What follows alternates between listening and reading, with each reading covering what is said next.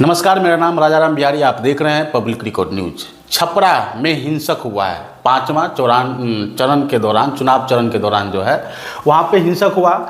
छपरा हिंसक का जिम्मेदार कौन है? छपरा में दो प्रत्याशी है। राजीव प्रताप रूडी बीजेपी के तरफ से है, रोहिणी आचार्य राजद के तरफ से है। यानी आप कह सकते हैं कि बीजेपी और आरजेडी में टक्कर की लड़ाई है। अब माना जा रहा है कि कहीं ना कहीं रोहिणी आचार्य को जीत जो है लाखों वोट से ज़्यादा बताया जा रहा है। वहाँ का ग्राउंड रिपोर्ट और यहाँ पे जो भी पत्रकार जाते हैं या जो भी बड़े बड़े न्यूज़ चैनल मीडिया होते हैं, वहाँ से उनकी खबर में, उनके सर्वे में कहीं ना कहीं रोहिणी आचार्य को जीत दिखाई जा रही है। और वहाँ पे राजीव प्रताप रूडी को करीब 1 लाख वोटों से हार का सामना करना पड़ेगा। हम बात करेंगे कि वहाँ पे छपरा हिंसक का जिम्मेदार कौन है, छपरा में हिंसक हुआ कैसे। छपरा में जब 5वां चरण का चुनाव हुआ था, उस दरमियान में रोहिणी आचार्य जी बूथ पे पहुंचते हैं। हालांकि रोहिणी आचार्य जो कैंडिडेट है उसका अधिकार भी है बूथ पे जाने का, बूथ पे क्या हो रहा है, क्या जो उनके सामने वाले नेता है, वो सामने वाले जो पार्टी है बीजेपी, उनके जो कैंडिडेट है एनडीए प्रत्याशी राजीव प्रताप रूडी, उनके द्वारा कुछ गड़बड़ तो नहीं किया जा रहा है। अगर राजीव प्रताप रूडी भी जाते बूथ पे, क्या रोहिणी आचार्य जो कैंडिडेट है, क्या उसके समर्थक, क्या उनके लोग जो है किसी न किसी तरीका से बूथ लौटने का काम कर रहे हैं। हालांकि जिस प्रकार से रोहिणी आचार्य जी का एक वीडियो सोशल मीडिया पे आता है, न्यूज़ चैनल मीडिया पे दिखाया जाता है, तो उनमें साफ साफ ये दिखता है कि कहीं ना कहीं रोहिणी आचार्य जी वहाँ पे खड़े हैं, बूथ के बाहर खड़े हैं, वहाँ पुलिस प्रशासन भी खड़े हैं, पुलिस प्रशासन खड़े हैं। उनके दरमियान राजीव प्रताप रूडी के जो एक कार्यकर्ता है, उसे रोहिणी आचार्य जी को कहीं ना कहीं भद्दी गालियाँ देते हैं, कहीं ना कहीं उसे यहाँ से बूथ कैप्चरिंग न करने की बात भी कहते हैं। इसके बाद कहीं ना कहीं रोहिणी आचार्य जो आरोप लगा है कि बीजेपी के जो प्रत्याशी है, बीजेपी के जो कार्यकर्ता है, कहीं ना कहीं वो गुंडे हैं, वो बेटी को किस तरह से गाली देते हैं। कहीं ना कहीं रोहिणी आचार्य राजीव प्रताप रूडी पे भी आरोप लगाया कि राजीव प्रताप रूडी जो है वो कैसे बेटी बहन को गाली देने का काम करते हैं, महिलाओं के साथ किस प्रकार से अभद्रता की बात करते हैं। हम आप बात करते हैं कि रोहिणी आचार्य जब गए तो वहाँ पे दो कैंडिडेट, यानी एक कैंडिडेट को जो है कहीं ना कहीं गोली लगा है। वो कैंडिडेट चंदन यादव है और दो कार्यकर्ता और है, यानी 3 लोगों को गोली लगा है। और 3 लोगों में से एक जो चंदन यादव है वो अधिक सीरियस हालात में थे और उनका जो है डेथ तुरंत हो जाता है, उनकी डेथ हो जाता है। उनके बाद पार्टी के द्वारा पार्टी के लोग वहाँ पहुँचते हैं, रोहिणी आचार्य जी भी पहुँचते हैं, उनके हालात जानते हैं, उसके घर के बारे में बात करते हैं। फ़ोन से भी जो है तेजस्वी यादव जो कहते हैं कि फ़ोन से भी हमने भी बात किया, वहाँ के प्रशासन से भी बात की।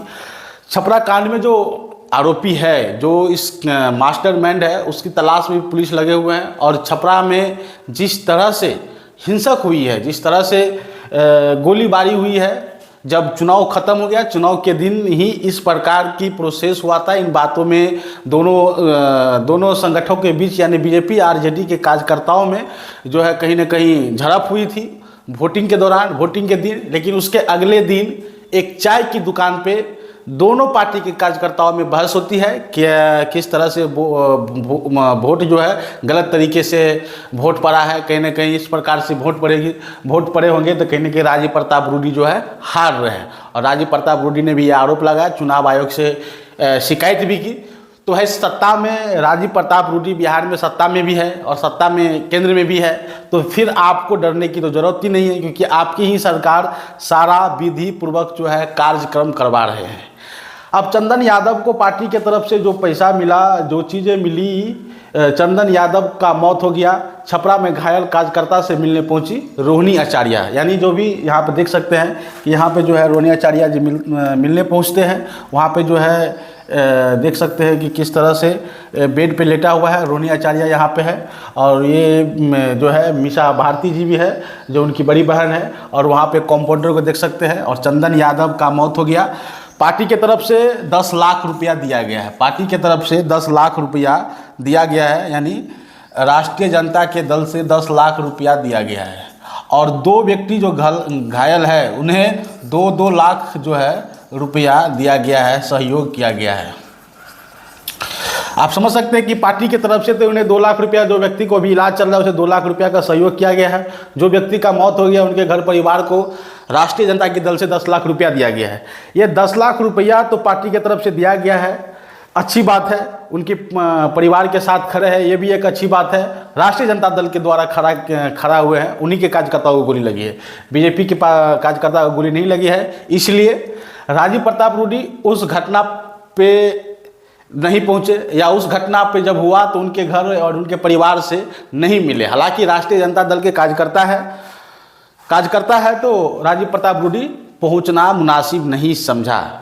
आप समझ सकते हैं कि वहाँ के जो व्यक्ति है, वहाँ के जो युवा है, या तो राजीव प्रताप रूडी 10 साल से, यानी 10 साल से जो है यहाँ पे 10 साल से जो है यहाँ पे चुनाव लड़े हैं, और 10 साल से इनको लोग जिता रहे हैं, यानी इनको लोग 10 साल से जिता रहे हैं।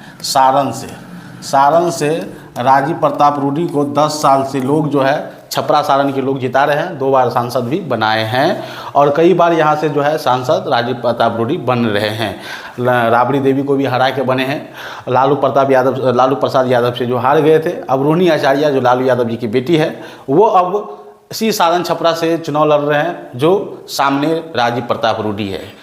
देखिए, छपरा में जो भी काम हो रहा है या काम हुआ है, उस पर अब जो है इस बार की मुद्दा कहीं ना कहीं चेंज है। और तेजस्वी यादव जिस तरह से लगातार कैंपेन कर रहे हैं, उनमें कई सारे रिकॉर्ड टूटने वाले हैं।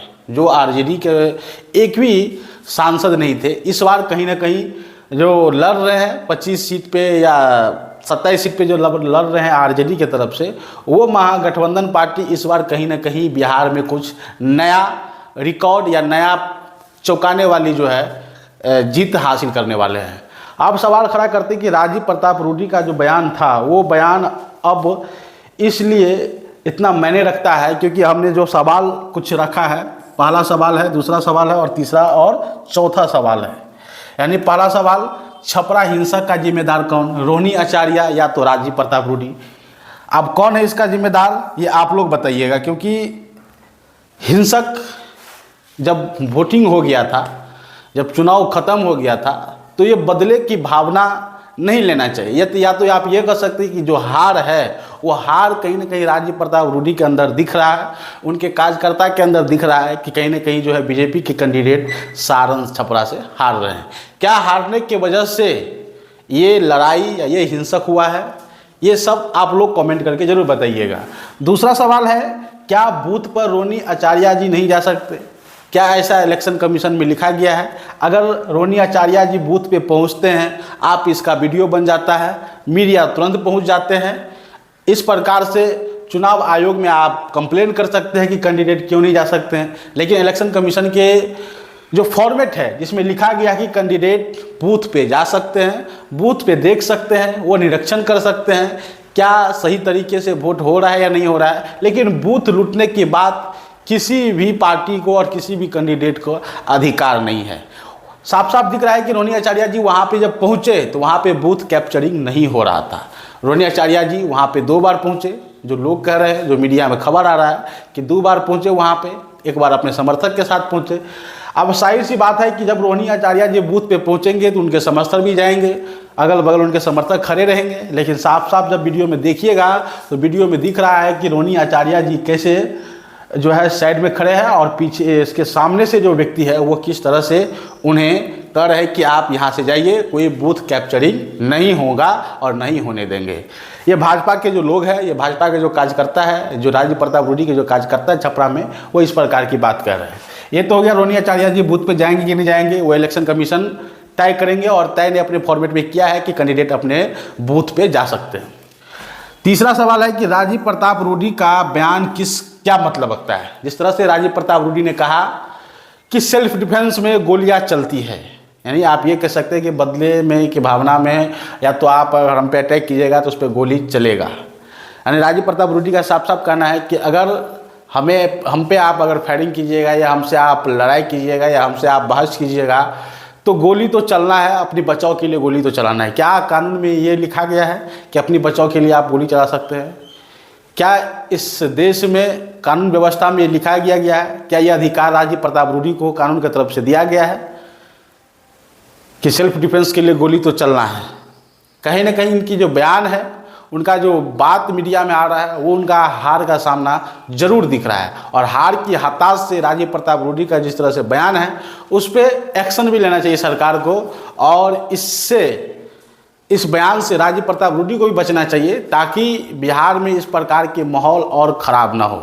हालांकि जिस तरह से छपरा सारण में हुआ और कई जगह बिहार में जो कैंडिडेट है, जो चुनाव होने बाकी है 2 चरण का, उस 2 चरण में भी शंकाएं लगाए जाते हैं कि कहीं ना कहीं इस प्रकार की घटना होने की चांस बताए जा रहे हैं। क्योंकि इस प्रकार की घटना जब छपरा में हुआ वहाँ पे राजद और बीजेपी के कैंडिडेट थे, और बीजेपी और आरजेडी के कैंडिडेट से जो है अब जातीय भी रंग ले चुका है। राजपूत और यादव, इनमें भी 2 गुट में भी लड़ाई करवाए हैं, लेकिन सब यादव और सब राजपूत को कोई झगड़ा तो है नहीं। लेकिन जो लोग बीजेपी के कार्यकर्ता है, जो कैंडिडेट के पक्ष में है, वो कैंडिडेट अपनी जातीय रंग दे करके इस प्रकार के माहौल बनाने का काम कर रहे हैं।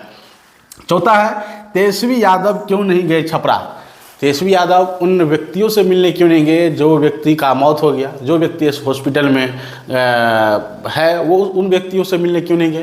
तो इसका साफ कहना है कि अगर हम वहाँ पहुँचे तो कहीं ना कहीं बहुत बड़ा मुद्दा हो जाएगा, और मीडिया में ये खबर दिखाने लगेगा कि तेजस्वी यादव कहीं ना कहीं अपने कार्यकर्ता को उस्काने के लिए गया है, और वहाँ पे जब भी कोई ऐसा प्रकार का विद्रोह पैदा होगा तो तेजस्वी यादव का नाम आएगा, और तेजस्वी यादव को कहीं ना कहीं वही जंगलराज, वही क्रिमिनल वाली बात उनको ऊपर साथ दिया जाएगा। तेजस्वी यादव साफ साफ मीडिया से कहा कि अभी हम नहीं जा सकते हैं क्योंकि चुनाव का समय है और माहौल जिस हालात में है अभी तो शांत है। जब भी हम वहाँ पहुँचेंगे हो सकता है कार्यकर्ता में जोश आ जाए, कार्यकर्ता कुछ आनन फानन में कुछ कर दे, वहाँ पर भी कुछ हो सकता है, कुछ भी हो जाए। उसके बाद जो है सारा आरोप हम पे लगेगा।